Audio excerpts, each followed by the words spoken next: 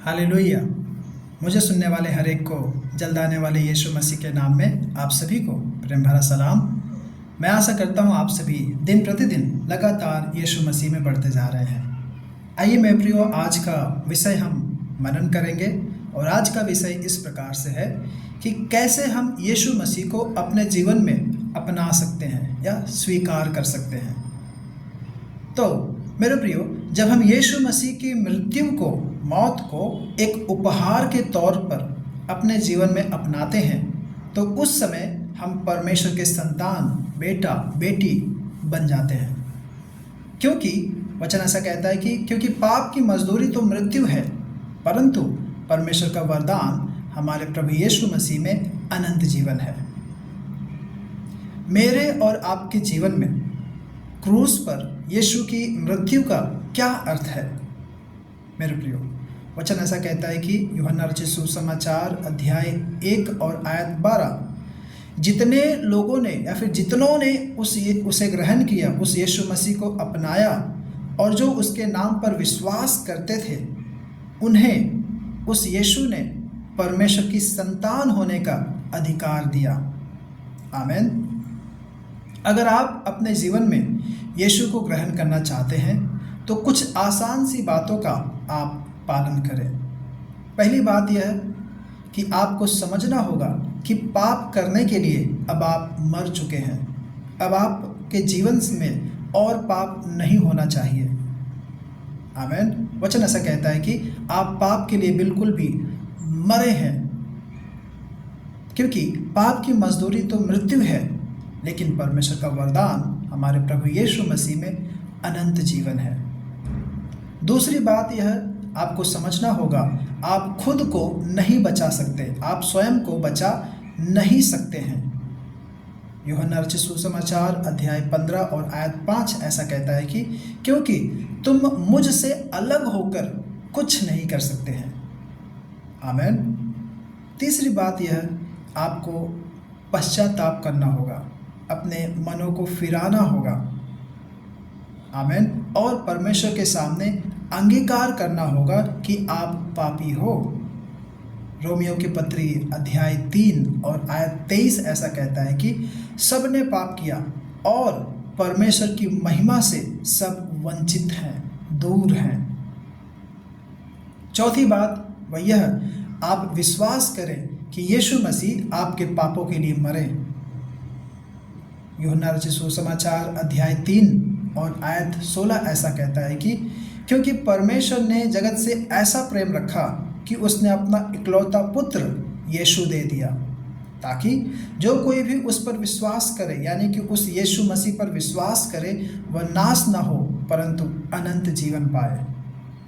तो मेरे प्रियो, चौथी बात यह है कि आप विश्वास करें कि यीशु मसीह आपके पापों के लिए मरे, गाड़े गए और तीसरे दिन फिर वे जी उठे। आमीन। पांचवी बात वही है, आपको विश्वास करना होगा कि यीशु मसीह आपको आपके पापों से क्षमा कर सकता है, आज़ाद कर सकता है, आपको शुद्ध पवित्र कर सकता है। मेरे प्रियो, पहला यूहन्ना अध्याय 1 और आयत 9 ऐसा कहता है कि यदि हम अपने पापों को मान लें तो वह हमारे पापों को क्षमा करने और हमें सब अधर्म से शुद्ध करने में विश्वास योग्य और धर्मी है। छठी बात वह यह, आपको विश्वास करना होगा कि आपके पास अनंत जीवन है। आमीन। यूहन्ना रचित सुसमाचार अध्याय 6 और आयत 47 ऐसा कहता है कि जो मुझ पर, यानी कि जो मुझ यीशु पर विश्वास करता है, अनंत जीवन उसका है। आमीन। अब सातवीं बात वह यह, अब आपको अपने जीवन के हर एक नए तरीके में, प्रतिदिन के जीवन शैली में विश्वास करना होगा, ताकि आप यीशु में आगे बढ़ें, या फिर उस यीशु को आप अनुभव करें, अनुभव से उस यीशु को आप मालूम करते जाएं, विश्वास का आप जीवन जिए। इसीलिए कुलूसियों की पत्री अध्याय 2 और आयत 6 ऐसा कहता है कि इसलिए जैसे तुमने सब प्रभु यीशु मसीह को ग्रहण कर लिया है, वैसे ही उसी में चलो। आमीन। मेरे प्रियो, मोक्ष या उद्धार यह एक तोहफा है, यह एक उपहार है। यदि कोई आपको उपहार देता है, तोहफा देता है, जब तक वह आप प्राप्त नहीं कर लेते हैं या फिर जब तक वह आपके हाथों में आ नहीं जाता है, तब तक वह आपका नहीं होता है, तब तक आप उस पर हक नहीं जता सकते हैं। मेरे प्रियो, यीशु मसीह आपके सामने उद्धार का तोहफा रखते हैं, लेकिन आप इसे कैसे लेते हैं या फिर किस प्रकार से आप स्वीकार करते हैं, अपनाते हैं, यह आपके ऊपर निर्भर करता है। मेरे प्रियो, बाइबल हमें बताती है कि हमें पहले यीशु मसीह की आवश्यकता को समझना चाहिए कि क्यों हमें यीशु मसीह का ज़रूरत है। यह बात तब आता है जब पवित्र आत्मा आपके विवेक से, आपके अंदर से वह बातचीत करता है और हम महसूस करते हैं कि हमारे पापों ने हमें परमेश्वर से अलग कर दिया। मेरे प्रियो, ठीक ऐसे ही पश्चाताप का अर्थ यह है कि अपने पुराने जीवन के तरीकों से घिन आना, इतना दूर हो जाए कि आप उस यीशु मसीह के नए तरीकों को आप तलाशें। जैसा कि हमने दूसरे पॉइंट में बताया, दूसरे तीसरे पॉइंट में, कि हमें पश्चाताप करना है। तो पश्चाताप करने का यह अर्थ है कि आप आपके पुराने जीवन से बिल्कुल ही मुड़ जाएं, उन बातों से आप घृणा करें, हम उनसे दूर हो जाएं और यीशु मसीह में एक नए मार्ग की, एक नए रास्ते की तलाश करें।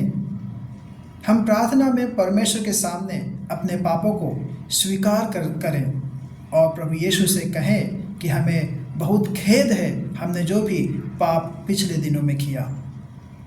जब आप ऐसा करते हैं तब आप परमेश्वर के सामने आते हैं, परमेश्वर के सामने आप उपस्थित होते हैं, तो हमारा जीवन जो पाप से भरा होने के कारण हमारा दिल बहुत ही टूट जाता है, चूर चूर हो जाता है। और जब हम अपने पापीपन स्वभाव को परमेश्वर के सामने स्वीकार कर लेते हैं, तो वह परमेश्वर हमें पाप से क्षमा करने और हमारे हृदय को शुद्ध करने के लिए पर्याप्त है, योग्य है मेरे प्रियो। और हम फिर से परमेश्वर के साथ एक सही रिश्ते में बहाल हो सकते हैं या फिर एक सही रिश्ते में परमेश्वर के साथ आ सकते हैं। तो कुछ इस प्रकार से आप मेरे प्रियो परमेश्वर से दोस्ती या रिश्ता रख सकते हैं, और ऐसा है जो हमें जीवन और प्रेम और आनंद वह परमेश्वर देता है। आप देखेंगे कि आपने विश्वास के द्वारा उस उद्धार के तोहफा को अपने जीवन में अपना लिया है।